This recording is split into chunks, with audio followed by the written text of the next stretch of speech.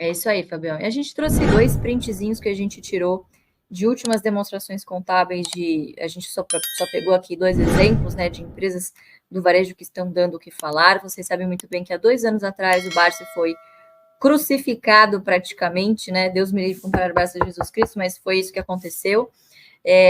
Quando ele soltou uma fala do tipo: olha, empresas de varejo são feitas para quebrar, e não dando o exemplo, ó, ele deu um exemplo aleatório, por exemplo, Magalu um dia pode vir a quebrar, né?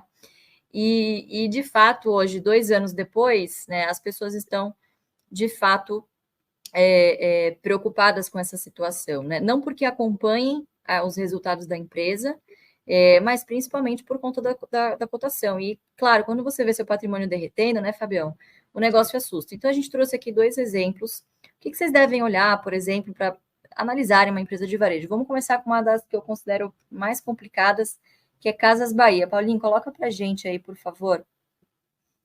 E é difícil, viu, pessoal? A gente aqui sempre está numa posição agnóstica, dizer, essa porcaria vai quebrar. Vocês nunca vão ouvir a gente dizer isso, vocês sempre vão ouvir a gente, claro, com ar de cautela que o tema merece, tá bom? Para vocês tirarem as próprias conclusões de vocês. Então, aqui, se vocês puderem, inclusive, aí na telinha de vocês, colocarem tela cheia, tá? Para vocês enxergarem melhor, a gente deu o zoom aqui que era possível. Essa aqui é uma apresentação do terceiro TRI das Casas Bahia, falando, inclusive, sobre a sua situação de liquidez e de alavancagem. Muito complicada, né? Boa parte da dívida ela é considerada de curto prazo, então um prazo médio aí de 1 ano e meio, né? Um custo médio aí de CDI mais 2,5%. Então, entendam por que a dona Luísa estava tão preocupada que a taxa de juros tem que cair, né? Porque, obviamente, o CDI tem ali uma correlação, ele está sempre muito próximo da taxa Selic, e todas essas dívidas são corrigidas, são atreladas ao CDI, mais uma parte fixa, né? Então, uma dívida híbrida aí. Então, veja só essa posição de liquidez de alavancagem. Nem dá para calcular dívida líquida EBITDA, nesse caso das Casas Bahia, porque o EBITDA é negativo. Então, obviamente que esse indicador ele fica extremamente distorcido, né? Ou seja, em termos de EBITDA, a companhia está extremamente alavancada, né? E a gente tem uma posição aqui de liquidez de 1,6 bi para uma dívida de 3,7 bi, tá? O que dá aí aproximadamente 2,1 bilhões de dívidas, com um custo relativamente alto, num prazo médio de 1,5 ano. Então, assim, este plano de recuperação ele tem que ser bastante robusto para que a empresa, obviamente, sobreviva, né? Outro caso, tá? Vamos botar o segundo slide aí, que aí sim é o que vocês têm perguntado muito para a gente aí de Magalu. Uma situação que eu acho que não é fácil para a companhia, mas que está bem mais tranquila do que a empresa anteriormente, né? Que a gente mostrou que é as Casas Bahias. Então, vejam, um caixa bem mais robusto, né? Apesar de que, em termos de caixa mesmo, de disponibilidades, tem 3,3 bi. Eu, particularmente em varejo, gosto de analisar dívida líquida EBITDA baseada em caixa de fato, tá? Não em recebíveis, enfim. Dívida bruta bem maior também do que a das Casas Bahia, 7,4 bi, mas pelo menos tem EBITDA positivo, o que daria aí uma alavancagem de 2,8 vezes aí já para o ano que vem, e um custo bem mais baixo do que nas Casas Bahia de CDI mais 1,25, explicando porque, novamente, todo mundo do varejo, não é só a dona Luísa Trajano, mas todo mundo do varejo está fazendo um lobby muito grande para que a Selic caia, porque a folga em termos de despesas financeiras no balanço, ela é muito grande a cada ponto percentual que a Selic caia, porque, obviamente, como eu já disse aqui, o CDI, ele segue ali alguns pontos para mais ou para menos sempre da Selic, tá?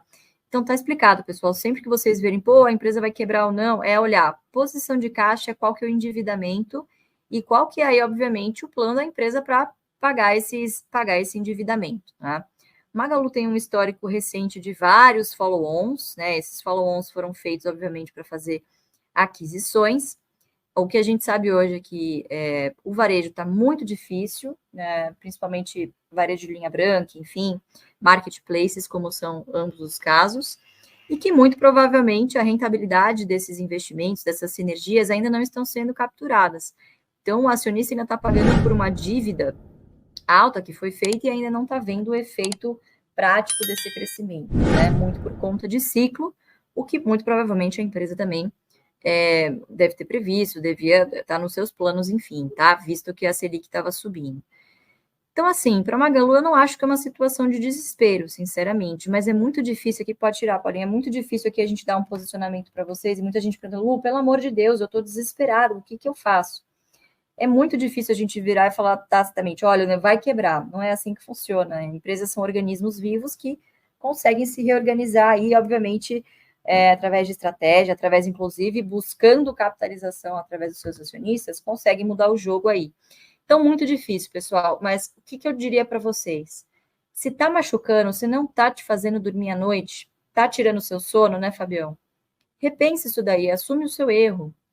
Ou então coloca um alvo ali para quando a ação bater de fato esse preço, se livra dessa ação que você não quer ter mais na sua carteira, porque acaba virando um incômodo na sua vida pessoal, e investimento não é para isso, pessoal. Investimento é ao contrário, é para te dar uma segurança para você dormir mais tranquilo, tá bom? Então, para quem está perdendo sono aí por causa do varejo, acho que agora é hora de vocês, de fato, reavaliarem a qualidade dos ativos que você tem em carteira. Quer dizer que tudo de varejo é uma porcaria? Não. Tem empresas boas, algumas vão sobreviver, sem dúvida, algumas vão sair mais fortes do que antes, mas é muito difícil de fazer esse tipo de previsão. Ninguém imaginaria que lojas americanas, por exemplo, com os acionistas que tinham, enfim, estaria nessa situação de hoje. Então, é um setor que vocês têm que estar abertos à possibilidade de terem grandes surpresas a qualquer momento, né? Um setor muito difícil de prever, né? Justamente por estarem expostos a essas externalidades, tá? Então, basicamente é isso. Eu acho que agora é serenidade e você já tomou a decisão de vender? Estipula lá um preço que você está confortável em vender e quando bater, vende. Para de ficar sofrendo, coloca dinheiro bom numa empresa boa que você tenha ali mais segurança, mais assertividade de que vai te gerar um dividendo, que vai te gerar uma renda lá na frente para garantir o seu sossego, né, Fabião?